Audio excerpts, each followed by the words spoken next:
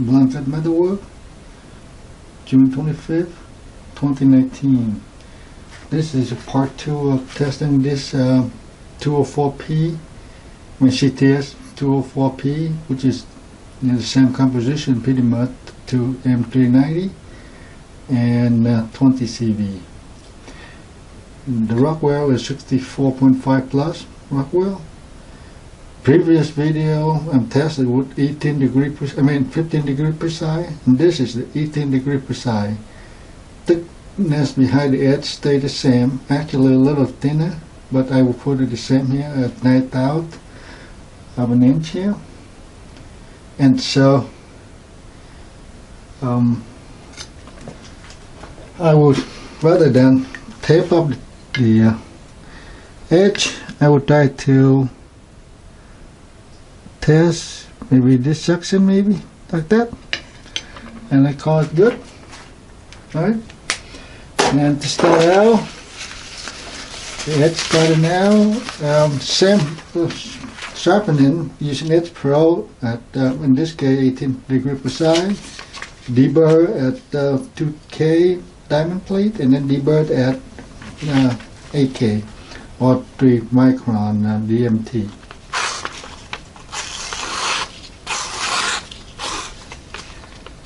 And so it's a little finer edge than previous tests. I think I deburr and refine, or maybe hit it with the 3 micron a few more strokes per side more.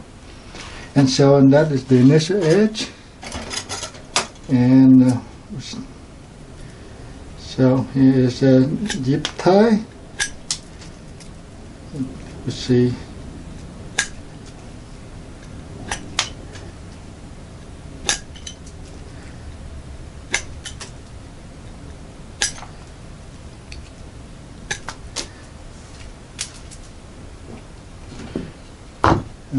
Okay, we'll do some of these half-inch scissor rope here. I'm going to do 4 here, so the easiest. Basically doing a field cut.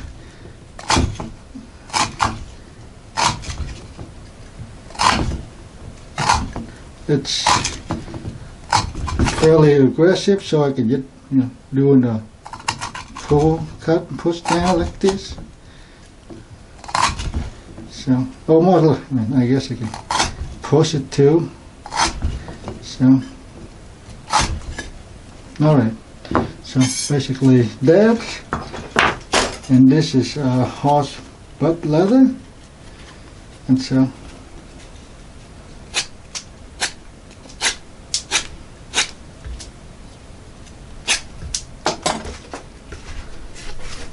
same double wall cardboard.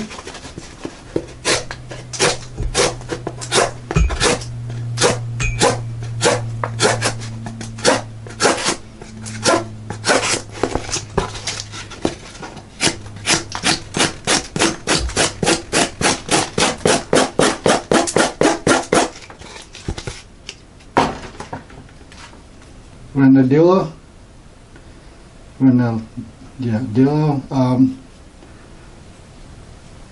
wood is rosewood type.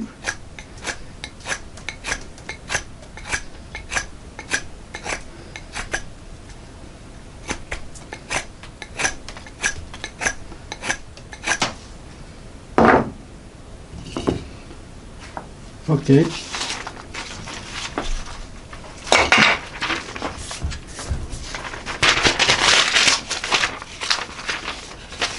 Test the phone book paper.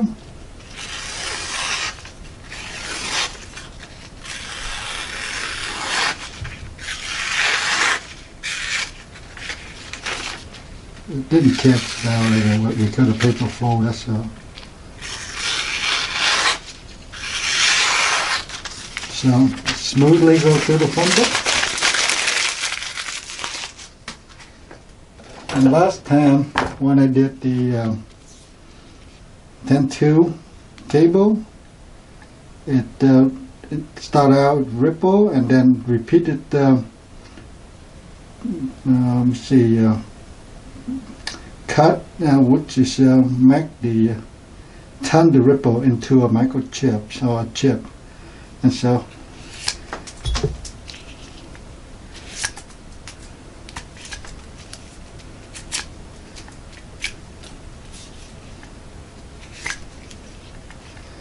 and because it's last time I noted 15 degrees psi wasn't strong enough, and there you go, there that is a dig right there, but I didn't dig much. I got one little dig here and a little dig here, so basically performing a dig like that. That is the dig right there. We'll see how that does. And this was 10-2, 10 gauge, 2 wire, not 10-2.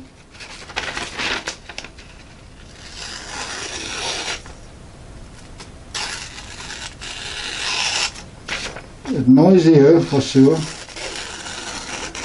but then that thing definitely, it's, again, last time I thought I did a ripple, but this time I think there is a little, I should see a glint right there, but it's not extensive or anything. It's right there. Okay.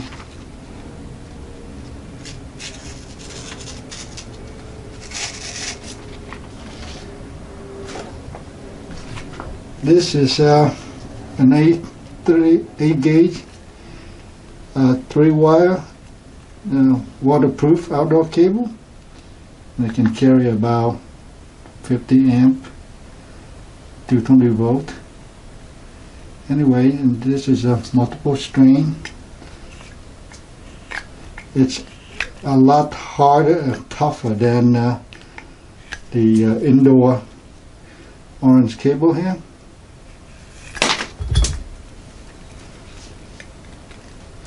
Oops, I didn't get a confined area.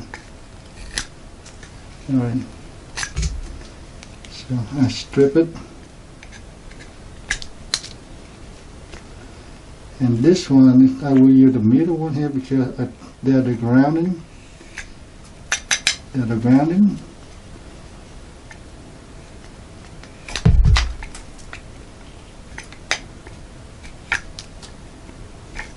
I do multiple dig.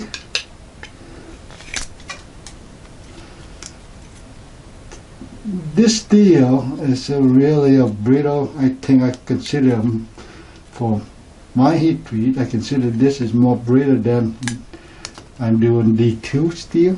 So, all right, let's do a quick check.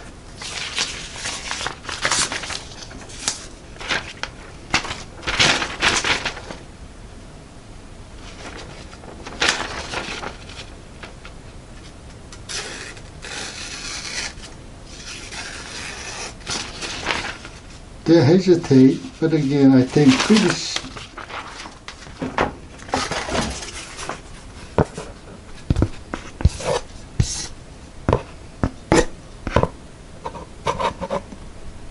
I think this.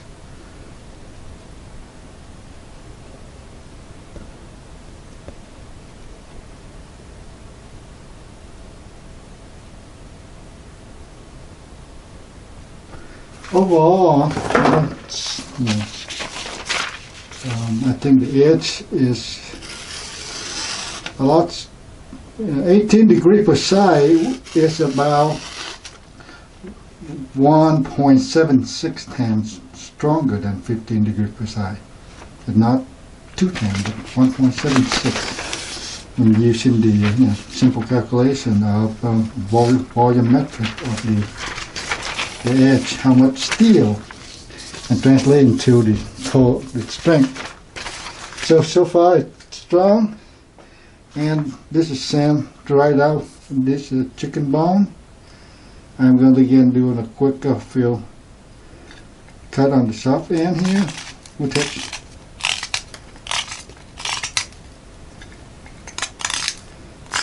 I think this is going to face the tough end here. They're going to be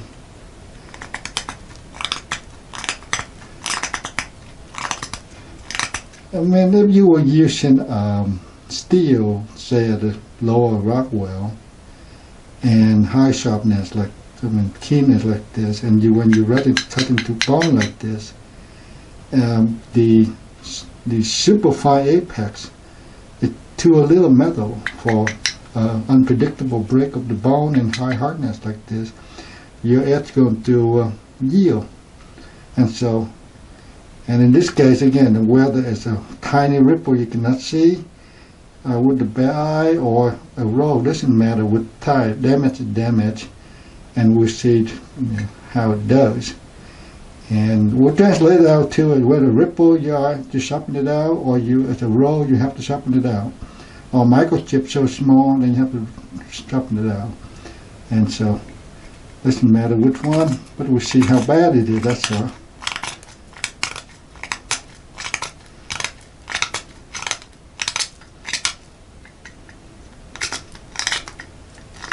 I mean, consider the drumstick. All the strength right there is concentrated on this super strong. Yeah, it's hard like any leg bone. And when you find that these are actually hard. That's why they're brittle too, because they support the weight bearing of this chicken.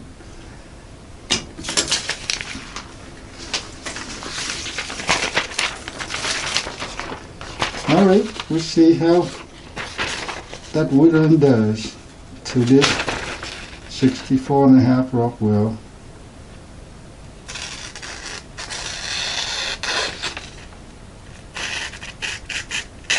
I'm not advocating pretty much using this steel for this kind of work, but what I'm saying is if you have to test it and see.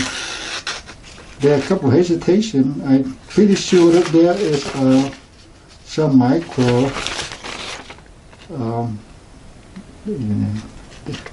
whether deform or microchip, whatever. Definitely, there's something there. Sometimes repeatedly testing, you were able to detect something.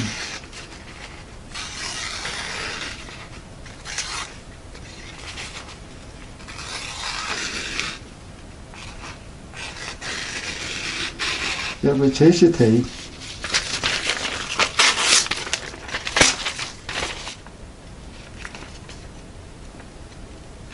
Yeah, I like usually when I test, I like to go through this motion a lot of times, so I know that what I'm detecting, because you have to inflict damage at some level, and you can see what the threshold is.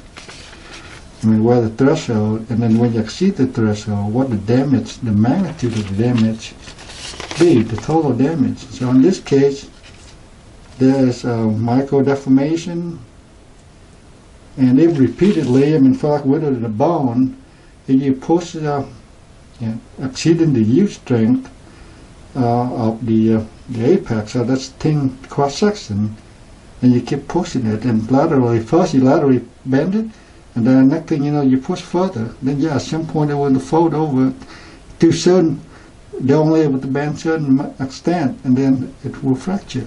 So now that's all turned into a microchip. It's bad.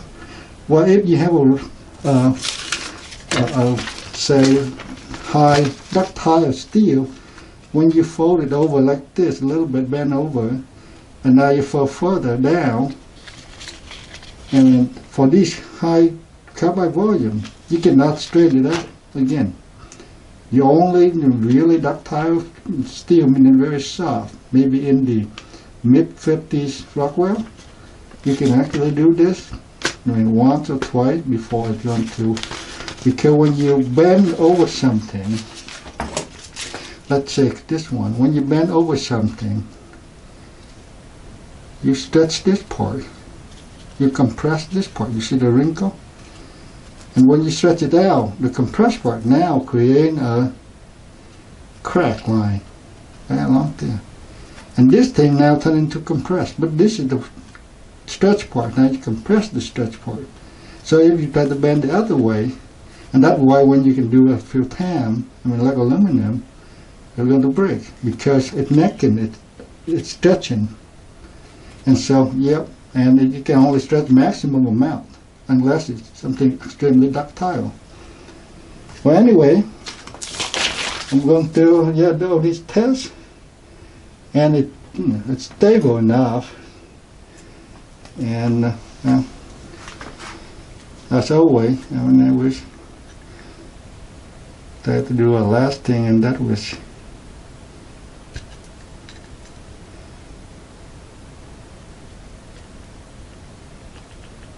very controlled here.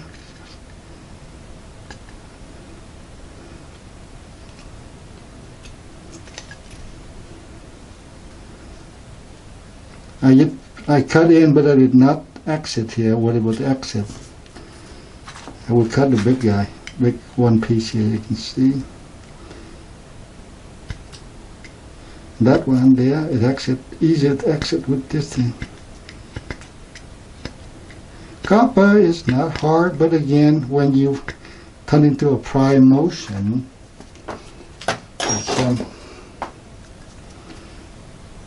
you can inflict damage.